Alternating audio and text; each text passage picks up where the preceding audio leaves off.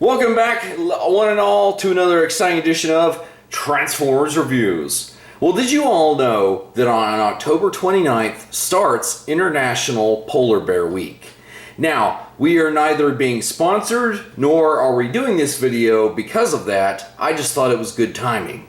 And because I like our boy Polar Claw right here. Now, Polar Claw was one of the very first Beast Wars figures ever released. And you can kind of see that when Kenner started doing this for their new overlords, Hasbro, that they were really just trying to do their best, but you can kind of see where some of the clunkiness came into it. But overall, for a very first attempt to do, especially what is the biggest bear on the planet, I think it's okay. If you pull his legs back like this, you can see that he does pop out his fangs. Now, polar bears are known to stand up, and in the instructions it suggests that he stands up and roars and reveals his fangs. However, you can see that if he's on his hind feet, he's literally roaring up into the sky, frightening no one. And pretty much that's his only gimmick for beast mode. The rest of them are all robot mode related. However, this also is a good opportunity to kind of explain to you guys the pricing structure. Because back in the day, aside from the Bat version of Optimus Primal, the main idea behind Hasbro is if you wanted the big boss monkey himself, you had to pay for the big toy. And so here we can see where actually Polar Claw fits in, because Rat Trap was a basic class who was basically all the smaller figures. Then you moved up a tier to the deluxe where Tigertron sits. And then you move up to basically the second biggest class, which Polar Claw is what they called a mega class before you got into what Optimus and Megatron were, which was the Ultra class. So if we had to compare him to something likewise today, he's most like a actual Voyager. And also back in 1996, there was only one other Mega Class figure, and as you can see, this is Scorponok. And when you look at these guys, it's interesting because Scorponok looks like he is so much bigger, but that's just because his tail and his claw and all that sort of stuff. When these guys get into robot mode, we'll actually see how they compare there. But as far as beast mode goes, it looks like you would get a lot more toy for Scorponok initially. So overall, Polar Claw is not a really bad figure. I mean, he's a little bit thick and chunky, but you know what? We ain't gonna hold that against him. Plus, you have to keep in mind where Beast Wars would go in its later lines. However, let's go ahead and take a look at this thick boy and see how he looks in his robot mode. And here is our boy finally rocking his true inner robot. And I have to say that I am not a fan of this face. And I don't know whether it's because he's a polar bear or not that they felt they had to do a totem pole-esque style robot mode face, but it is clearly frightening and less than flattering. So whenever he is in most of his depictions, not all of them, but most of the depictions, they choose to use the battle mask face, which I myself personally kind of like.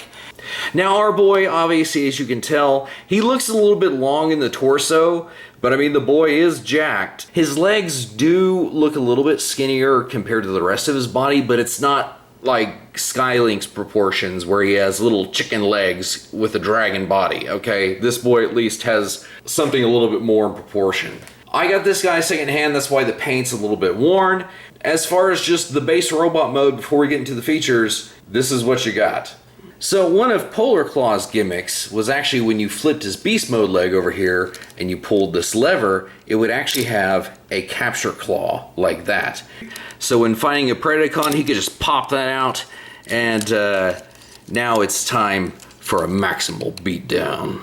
Now the other feature that Polar Claw has was actually meant to counter the exact feature that we see Scorponok use in the show, and that was available on his original toy. Now this Scorponok back here has been modified to have two of the missile launching claws, because I don't like this feature that they featured on him, because you would literally have to sacrifice one of his claws, leaving just that on the robot mode so that he could use his Cyber Bee.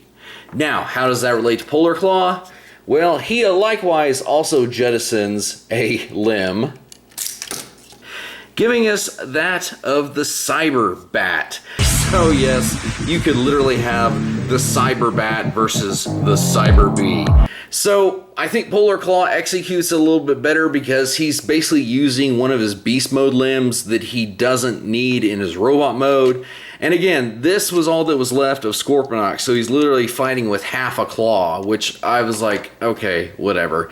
You know what this basically is, right? These are analogs of Blaster and Soundwave, right? Because they're basically able to eject little smaller bots from themselves, and I did not realize that until right now. Now, if you're wondering, well, what about Polar Claw in robot mode? Doesn't he come with any weapons? Well, technically, I guess once you eject the bat, maybe you could imagine that this was some sort of little shoulder cannon, which I'm kind of down with that. In addition to that, though, he does hold modern 5mm peg port weapons, so if you wanted to give him a little hand blaster or something like that, that could work. Although for him, I think this maybe is a little bit too small, especially considering the hulking mass this figure is. However, it is also insinuated that you could use the bat as the blaster, and I'm like, you know what? I think that kind of works. And if you're kind of thinking that that looks a little bit ridiculous with all this little extra bit hanging off, just remember that Tigertron likewise has a gun with bits hanging off of it. Now it is interesting considering there is a certain modern tale between Polar Claw and Tigertron, because when they were doing the Kingdom line, they either had the option to make a new Kingdom Tigertron or Polar Claw. And so Evans said that they actually went ahead and went with Tigertron, which is probably a wiser course of action, as much as I love our boy Polar Claw. However, we even stacked this boy up with Leo Prime and the newer Tigertron himself. And I do kind of hope that one day we get a Legacy Uni update of Polar Claw. I would definitely be down with that, because this boy, I think he has enough potential to get us where we need to be to justify a new figure. So with that being said, guys, I hope you enjoyed this quick look at Polar Claw. Again, we weren't being sponsored or doing it for Polar Bear Week, but again, I just thought it was probably apt timing. So anyway, until next time, everybody, we'll see you in another review.